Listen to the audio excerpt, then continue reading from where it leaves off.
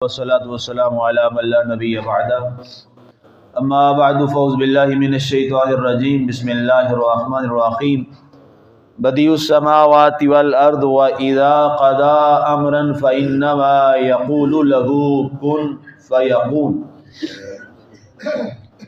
وہ آسمانوں اور زمین کا بنانے والا ہے، اور جب کسی کام کا فیصلہ کر لیتا ہے تو اس کا اتنا کہنا ہی کافی ہوتا ہے کہ ہو جا، اور وہ کام ہو جاتا ہے۔ سامعین، آج ہماری سورہ البقرہ شریف کی آیہ مبارکہ نمبر 117 تک کی تلاوت و ترجمہ کا شرف نصیب ہوا۔ یہ کل والی آیہ مبارکہ جو ہے اسی کے مضمون کی آگے ایک تفصیل ہے جو کل آپ نے سماعت کیا۔ کیونکہ یہودیوں نے حضرت سیدنا عزیر علیہ السلام کو نعوذ باللہ اللہ کا بیٹا کہہ دیا، اور عیسائیوں نے حضرت عیسیٰ علیہ السلام کو ابن اللہ کہہ دیا، اور مشرکین مکہ نے جھوٹے معبودوں کو، بتوں کو اپنا نعوذ باللہ خدا تسلیم کر لیا، مان لیا۔ تو اس حوالے سے اللہ تعالیٰ نے اپنی تنزیہ، طہارت، پاکیزگی اور ان تمام عیبوں سے پاک ہونے کا ذکر کیا، اور اس کے بعد یہ فرمایا کہ اسی کا ہے جو کچھ آسمانوں میں ہے اور زمین میں ہے، اور سب اسی کے حضور اطاعت لاتے ہیں۔ اس کے بعد اللہ تعالیٰ نے فرمایا بدیع السماوات والارض، فرمایا یاد رکھو یہ 7 آسماں ہیں، اور اس کے علاوہ زمین جو تمہیں اس کی ایک سطح نظر آتی ہے۔ اس کے بعد لکھا مفسرین نے کہ 7 زمینیں ہیں، اس کے آگے پردے تہ در تہ، تہ در تہ۔ تو یہ آسماں اور زمین، ان سب کو بنانے والا کون ہے؟ وہ اللہ تعالیٰ کی ذات ہے، وہ مالک ہے۔ یہ بدیع کا جو لفظ ہے یہ بدع سے نکلا ہے، بدعۃ سے۔ تو اس کا معنی ہوتا ہے کسی چیز کو نئے انداز میں، خوبصورت انداز میں، جدید طرز پر از سر نو بنانا۔ جب کوئی چیز آپ ابتداءً مارکیٹ میں جو سب سے پہلا ماڈل آتا ہے جو کسی نے نہیں تیار کیا ہوتا، تو اسے عربی زبان میں بدع کہتے ہیں۔ مثال کے طور پہ سب سے پہلے جس شخص نے یہ مائکرو فون بنایا تو یہ اس وقت بدع تھا، اب نہیں ہے۔ اس کے بعد بہت سے لوگوں نے پھر آگے یہ چیزیں بنا لی۔ تو ایسی پروڈکٹ جو سب سے پہلے جس کا سانچہ تیار کیا جائے اور بنائی جائے اسے بدع کہتے ہیں۔ اب اللہ تعالیٰ نے یہاں وہی لفظ فرمایا بدیع السماوات والارض، اللہ وہ ہے جس نے سب سے پہلے جب کوئی چیز کا، اس کا نقشہ کچھ بھی موجود نہیں تھا، آغاز میں 7 آسمانوں کو اور زمین کو بنانے والا اللہ تعالیٰ کی ذات ہے۔ اب یہ ہمیں یہ کیوں فرمایا جا رہا ہے؟ اور یہ والا جو لفظ ہے نا جی، بدیع السماوات والارض، کبھی خالق السماوات والارض، یہ الفاظ آتے ہیں، یہ قرآن میں بار بار دہرائے جا رہے ہیں۔ زمینوں کو پیدا کرنے والا، آسمانوں کو پیدا کرنے والا، زمین کو پیدا کیا، آسمانوں کو پیدا کیا۔ کبھی یہ سوال ہوتا ہے کون ہے جو آسمان کو بنانے والا ہے، زمین کو بنانے والا ہے؟ یہ بار بار یہ سوال آ رہے ہیں، یہ سوچنا چاہیے یہ کیوں آ رہا ہے بار بار سوال؟ چیز تو ایک ہی ہے، ایک بار بتا دیا تو کافی ہے۔ اب بار بار یہ چیز اس لیے بتائی جا رہی ہے کہ یہ اللہ کی وہ مخلوق ہے، یہ اللہ تعالیٰ کے وہ عظیم شاہکار ہے کہ ساری چیزیں یہاں دنیا میں جو بنائی جاتی ہیں وہ کسی نہ کسی ذرائع، اسباب اور سبب کے ساتھ جڑی ہوتی ہیں، جس کے ساتھ وہ چیز قائم ہوتی ہے۔ یہ چھت آپ نے بنائی، ہم نے یہ لینڈر بنایا، تو پہلے ہم نے کیا بنایا؟ دیواریں بنائیں، ٹھیک ہے، پھر درمیان میں پلر لگا دیے، ٹھیک ہے، اور اس کے اوپر چھت کھڑی کر دی، ٹھیک ہے۔ جہاں بھی آپ جو بھی جدید ترین سسٹم بھی بنائیں تو اسے کہیں نہ کہیں آپ کسی جگہ پر لنک کرنا پڑتا ہے، اس کو کہیں نہ کہیں جوڑنا پڑتا ہے، ٹھیک ہے جی۔ اب اللہ تعالیٰ نے جو آسمانوں کو پیدا کیا، اتنا بڑا آسمان جس کے اندر ایک اگر ستارہ یا سیارہ وہ ٹوٹ کر یہاں گر پڑے تو یہ پورے محلے کو تباہ کر دے۔ یہ ایک عام چھوٹے سے سیارے کی میں بات کر رہا ہوں، جو بڑے بڑے ہیں وہ تو بہت بڑے ہیں۔ جس جگہ کا دنیا میں کوئی ایک شہاب ثاقب گرا تو کہتے ہیں کہ تقریباً 50 سال تک وہاں جو بچہ پیدا ہوتا تھا وہ معذور پیدا ہوتا تھا، کئی سالوں تک وہاں کوئی فصل ہی نہیں ہوگی، اس قدر وہ آگ اور اس کے اندر یہ چیزیں، اور اس نے پورا وہ علاقہ ہی تباہ کر دیا، منجر ہو گیا، زمین ویران ہو گئی۔ تو آپ بتائیے جس پر اتنے بڑے بڑے سیارے اور ستارے ہیں اس آسمان پر، اور وہ آسمان کتنا بڑا ہوگا جس کے اوپر وہ ہیں، تو کبھی کوئی کسی نے اس کے نیچے دیوار یا پلر دیکھا؟ بغیر کسی سہارے کے اس کو قائم رکھنے والا کون ہے؟ اللہ تعالیٰ ہے۔ فرمایا لوگوں ذرا غور کرو، یہ چونکہ وہ چیزیں ہیں جو ظاہراً ہماری نظر میں، اور اس طرح کی چیز بنانا کائنات میں ناممکن ہے۔ دنیا میں کوئی ایسا شخص نہیں ہے، آسمان تو بڑی دور کی بات ہے، کوئی ایک سیارہ بھی بنا کر دکھا دے، کوئی ایک ستارہ دکھا دے، نہیں کر سکتا۔ زمین کا ایک ٹکڑا، ایک حصہ نہیں کوئی بنا سکتا، اور مالک نے کتنی، پھر زمین پہ آ جائیے، دیکھیے اس نے زمین کو کس پہ کھڑا کیا ہوا ہے؟ پانی کے اوپر۔ زمین جو ہے یہ پانی کے اوپر ہے، اللہ نے پہلے پانی پیدا فرمایا، ٹھیک ہے، اور پانی کے اوپر اللہ تعالیٰ نے کس کو رکھ دیا؟ زمین کو رکھ دیا۔ کمال بات ہے۔ اور پھر جب اس نے ہلکی سی جنبش آئی تو اللہ نے اس میں کیل اور میخیں لگا دی، اور وہ کیل اور میخیں کیا ہے؟ پہاڑ ہے۔ اب رب کا نظام دیکھیے، اس قدر مضبوط، اس قدر سخت، اور پھر زمین کی تاثیر کیا رکھی؟ سبحان اللہ، وہ ایک اللہ کا الگ شاہکار ہے۔ اس زمین میں ایسی تاثیر رکھی، اسی میں سے ہمارے لیے اناج نکالا، سبحان اللہ، اسی زمین سے ہمارے لیے صاف پانی نکالا، اسی زمین سے۔ کیا خوبصورت منظر ہے، خشک ہے، مٹی ہے، اور نیچے سے کیا نکل رہا ہے؟ پانی نکل رہا ہے۔ اسی زمین سے ہمارے لیے پھل نکال دیے، اسی زمین سے ہمارے لیے سونا پیدا کر دی، اسی زمین سے ہمارے لیے چاندی کو پیدا کر دی، اسی زمین سے ہمارے لیے لوہا فولاد کرومائٹ جیسی چیزیں پیدا کر دی۔ ایک زمین ہے، اور کائنات کے سارے خزانے اس مٹی کے نیچے اللہ تعالیٰ نے چھپا رکھے۔ یہ غور طلب چیزیں ہیں، یہ غور کرنے والی چیزیں ہیں۔ دنیا میں لوگ سب سے قیمتی ترین چیز جو سمجھتے ہیں وہ سونا ہے، اللہ نے اس سونے کو مٹی میں مٹی کر دی، جس کو تم بڑا سمجھتے ہو وہ مٹی میں تمہیں مل جائے گا۔ یہ اس کی حیثیت ہے اللہ کے ہاں، جس کے لیے انسان، لوگ دولت کے لیے لوگ اپنا سب کچھ دے کے ضائع کر دیتے ہیں، اپنے ایمان تک کو کینچی ڈال دیتے ہیں اس مال و زر کے لیے۔ آج یہاں جتنی بے ایمانی چل رہی ہے اس کی بنیاد کیا ہے؟ دولت پیسہ ہی ہے نا، اس کے علاوہ تو کچھ نہیں، ایک ہی چیز ہے دولت۔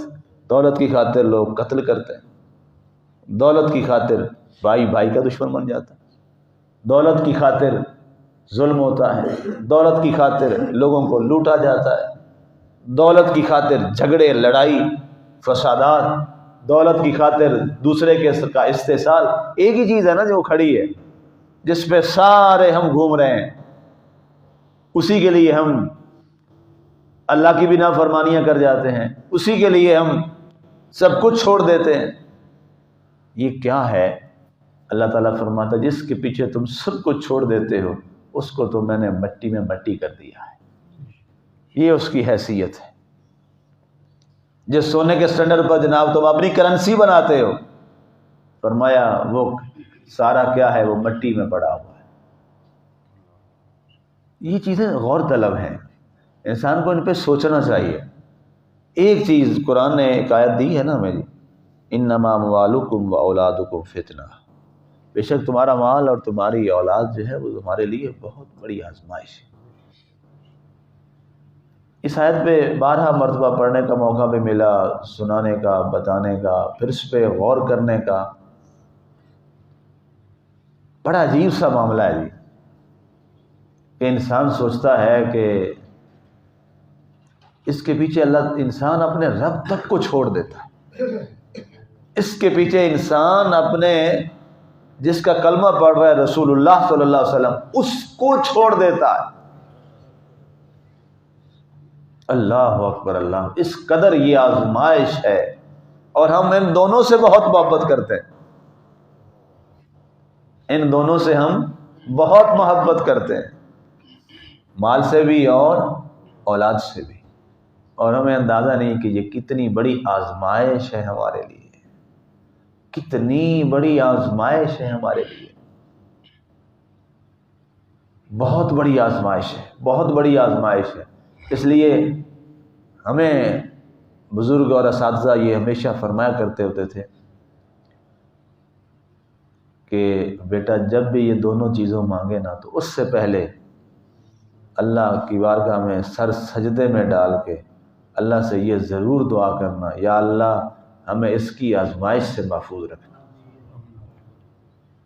دولت مانگو تو اس کی آزمائش سے اللہ کی بارگاہ سے ضرور معافی طلب کرنا، اولاد مانگو تو اس کی آزمائش سے اللہ کی بارگاہ میں ضرور پہلے جھک کے معافی مانگ لینا، یا اللہ اس کی آزمائش میں مجھے نہ ڈالنا۔ اور یہ بہت بڑی آزمائش ہے۔ اس کی ایک سادہ سی مثال ہے، ایک شخص کوئی بھی کاروبار کر رہا ہے کہ جہاں کوئی بھی کام کرتا ہے، نوکری پہ، ملازمت پہ، کسی کوئی بھی ذریعہ ارننگ کا ہے، وہاں جب وہ بے ایمانی کرتا ہے نا، مجھے یقین ہے وہ اپنے لیے نہیں کرتا، کس کے لیے کرتا ہے؟ اولاد کے لیے کرتا ہے۔ تو بتائیے اس سے بڑی آزمائش کیا ہوئی پھر انسان کے لیے؟ کتنی بڑی آزمائش! اور یہی حال دولت کا ہے۔ ہم سارا دن روتے ہیں نا جی رشوت بڑی ہے ہمارے ملک میں، اور ہے بھی صحیح ہے، آپ کوئی کام اس کے بغیر نہیں کروا سکتے، الا ماشاء اللہ کوئی ایک آدھا ایسا انسان ہو، ٹھیک ہے جی۔ کرپشن بہت ہے جی، سارا دن رونا ہے، رویا جاتا ہے، بدعنوانی بہت ہے، جگہ جگہ جناب آپ کو ہر ایک شخص لوٹنے پہ لگا ہے۔ اور پھر ستم ظریفی یہ ہے کہ ہم یہ غلط کر کے، اللہ کو ناراض کر کے، اللہ کے رسول کو ناراض کر کے ہم اس پر پھر فخر بھی کرتے ہیں۔ یہ ایک اور ظلم ہے، اور یہ ایک اور بڑا گناہ ہے۔ کہتے ہیں دیکھا چونا لا دیتا۔ یہ وہ باتیں ہیں جو ہوائی نہیں ہے، میں نے اپنے کانوں سے سنی، کانوں سے سنی ہے۔ تو اس لیے یہ یاد رکھیے، یہ اللہ کی جانب سے بڑی آزمائش ہے، مال اور اولاد، اس میں ہر لمحہ اللہ کی پناہ ضرور مانگیے، مبادا کہیں یہ ہمیں اللہ رسول سے دور نہ کر دیں۔ اے اللہ ہمیں وہ مال اور وہ اولاد دے جو ہمیں تیرے قریب کرنے کا ذریعہ بناتے۔ ہاں یہ چیز ایسی بھی ہے، یہ آپ کو اللہ کے قریب بھی کر دیتی ہے۔ اللہ نے دولت دی، سبحان اللہ، بہت دولت دی، اس ساری دولت کو اپنے رب کے راستے میں لوٹا دیا، وہی دولت اس کے لیے جنت کا راستہ بن گئی۔ اور اللہ کے نبی صلی اللہ علیہ وسلم ارشاد فرماتے ہیں کہ سخی قیامت والے دن اور سچا تاجر قیامت والے دن نبیوں کی صفوں سے اٹھایا جائے گا۔ دیکھیے پھر درجہ کتنا بڑا ہے۔ حدیث کے الفاظ ہیں التاجر الصدوق حشر یوم القیامت بالانبیاء کما قال علیہ السلام۔ فرمایا جو تاجر سچا ہے نا، فرمایا اس کا اتنا بڑا اجر ہے، اور سخی کا اتنا بڑا اجر ہے، فرمایا وہ قیامت والے دن نبیوں کی صفوں سے اٹھایا جائے گا۔ درجہ بھی پھر اس کا اسی حساب سے۔ تو پتہ چلا اس کا استعمال ہمیں اس انداز سے کرنا جیسے ہمارا اللہ اور ہمارا رسول ہم سے چاہتا ہے۔ دیکھیے بڑے بڑے سخی لوگ، جناب صدیق اکبر رضی اللہ تعالیٰ عنہ کو دیکھیے، دولت تو ان کے پاس بھی تھی، لیکن کیا کیا؟ غزوہ تبوک میں ساری کی ساری آ کے قدم رسول میں قربان کرتے۔ کیا درجہ ملا ان کو۔ جناب فاروق اعظم رضی اللہ تعالیٰ عنہ آدھا مال اٹھا کے لے آئے، عثمان غنی رضی اللہ تعالیٰ عنہ 100 اونٹوں کا آ رہا ہے، قید پڑ گیا ہے مدینہ منورہ میں اور مکہ کے علاقوں میں، عرب میں، آپ نے فرمایا سارے کے سارے اونٹوں کا اناج مسجد نبوی کے سین میں رکھ کے بلال جاؤ جہاں اذان پڑھتے ہو نا وہاں اونچی آواز میں اعلان کر دو جس کو اناج چاہے بغیر درہم دینار کے یہاں سے اناج لے جاؤ، عثمان غنی تقسیم کر رہا ہے۔ یہ بھی ہے جناب علی مرتضیٰ شیر خدا روزے کے ساتھ ہے پورا خاندان فیملی، افطاری تیار ہے، باہر مانگنے والا آتا ہے سارا اٹھا کے دے دیتے، ایک دن بھی یہی حال، دوسرے دن بھی یہی، تیسرے دن بھی یہی، 3 دن خود روزہ فاقہ چل رہا ہے اور جو افطاری بنائی ہوئی ہے وہ اللہ کی راہ میں دے رہے ہیں۔ یہاں ان کی اولاد ان کے لیے درجے کا ذریعہ بنی کہ نہ بنی؟ چھوٹے ہیں حسن و حسین، کہتے ہیں ابا جی کوئی نہیں دے دیں، اللہ کے نام پہ جو اس نے مانگا دے دیں۔ وہی علی مرتضیٰ شیر خدا ہے، رکوع میں ہے، نماز میں ہے، اور ایک سائل نے مسجد نبوی کے اندر صدا لگائی ہے، کوئی نہیں دیا، ظاہر نماز میں تھے، تو اس نے کہا یا اللہ میں تیرے نبی کی مسجد سے خالی جا رہا ہوں، تو آپ رکوع میں تھے، انگلی سے اشارہ کیا، اس نے آگے وہ انگوٹھی اتار لی،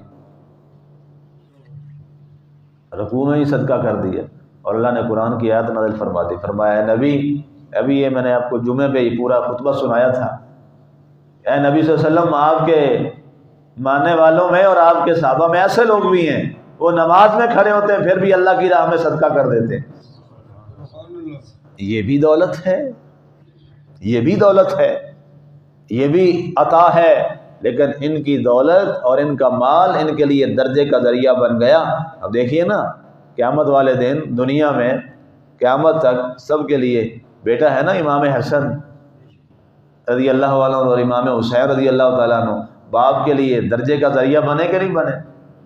فخر کرے گا وہ باپ کہ وہ الحمدللہ میں حسن اور حسین کا باپ ہوں، کتنا بڑا درجہ ہے۔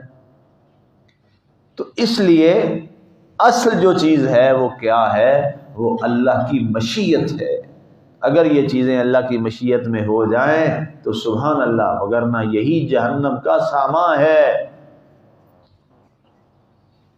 وہ حدیثیں آپ پڑھ نہیں سکتے جو حدیثیں ہم نے پڑھی ہیں، جو لوگ مال جمع کر کے اس پہ زکوٰۃ نہیں دیتے اور جمع کرتے رہتے ہیں، فرمایا قیامت والے دن وہی مال گرم کر کے سرخ سلاخیں لوہے کی بنا کر اس کو داغا جائے گا اور اس کے گلے میں ڈالا جائے گا، اور ایک سانپ بنا کر اسی دولت کو اس کے منہ سے داخل کیا جائے گا اور نیچے سے نکالا جائے گا۔